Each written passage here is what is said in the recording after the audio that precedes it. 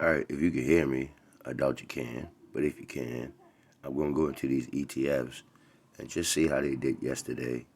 Yesterday was pretty much a down market for a lot of things that was actually running bull yesterday. Before yesterday. So yesterday will be a good day to look at. When everything started to change around, the Fed went up some more cost basis points or whatever you want to call it, and I'm looking for an effect from that. So what I'm doing now is going in and seeing the effect for yesterday and the days before, like literally for the last 4 or 5 days of the week is what I'm looking at. And just to get an idea of while this market is in a bear, a going downward trend, will these stocks that I'm looking at still perform? And that's what I'm looking at now.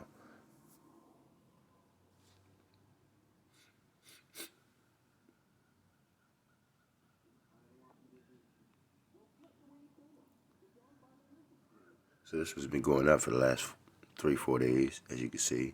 It's gone from 465, 485, not a lot, but this is an ETF, of course. So you don't expect these to grow a lot per day, but as you can see, the symbol's YOLO. You only live once. Imagine that. They name all the weed shares. You only live once.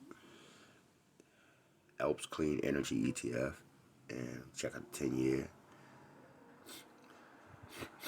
Then go in, check out the year. Inside trading pretty much for the whole year. Then go and check out the month. Don't really have to, but I can see the low point of the month.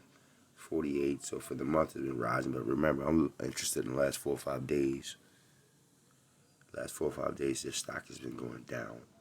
It's gone from 54 to 53, which is not bad. So this might be one I might not be throwing much money on until I try to catch it at a real low point. This one next.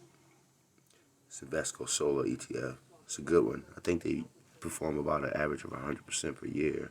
But I did research on them. 11, yeah, 100, yeah, about 100% per year over the last 10 years, which is not bad at all. 100% per year average on an ETF. That's tremendous.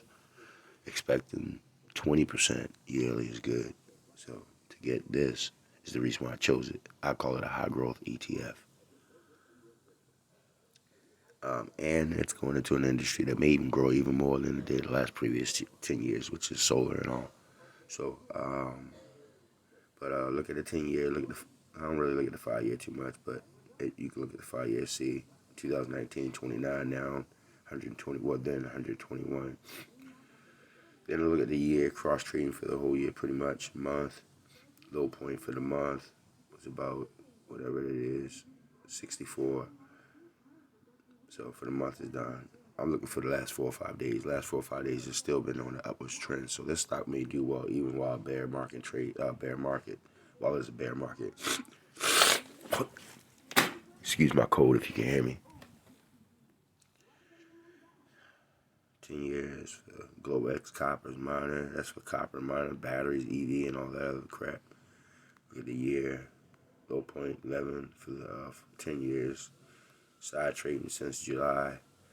Before then, side trading at a higher amount. So it's gone down. So this may, I believe this is going to travel up even while the market's bear. At least side trade, if nothing else. Look at the month. Not much side trading for the whole month. And then that week for the last few days is what I'm looking at. So, yeah, it's been going up. So, like I said, it might go up throughout a bear market. That's what I'm trying to figure out now by looking at these. And 10-year, 1 year, 1 week, still going up for the last couple of days. So that's a good one too. So that's pretty much what I wanted to see. Because some of these I'm trying to wait to cost-based average buying or purchasing a lot more, obviously, over the course of time. But my objective is to get them at the absolute lowest points when I do purchase. Some of these, like yesterday when I went on and bought some Bitcoin and stuff, I just bought it just for GP, I guess. And it really, as you can see down here, way down here, I'm going to switch it around. You can see at the bottom, at the crypto, you can see I screwed my numbers up real bad by doing that. I didn't have much of a choice because I see that Bitcoin is on a trend up for a week or two now.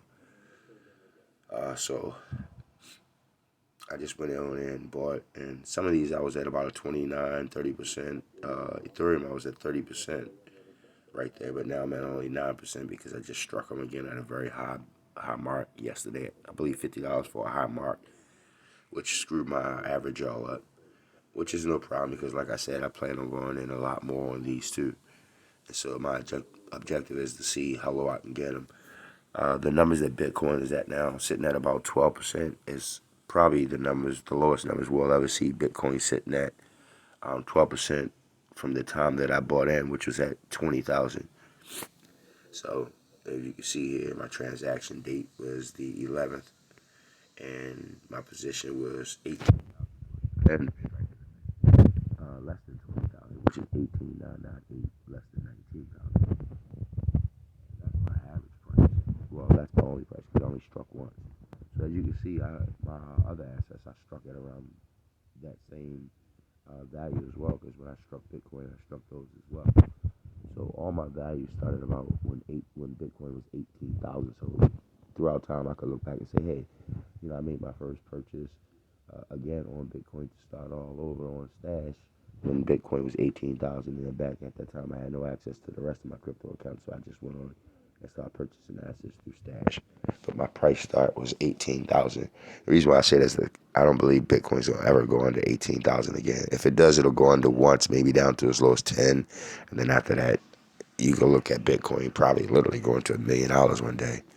So per coin, and I don't mean that in an exaggeration point. I mean that from a literal point. So kind of screwed my averages up, but not so bad. But that's it. I just wanted to show y'all that and wanted to say bye. Love.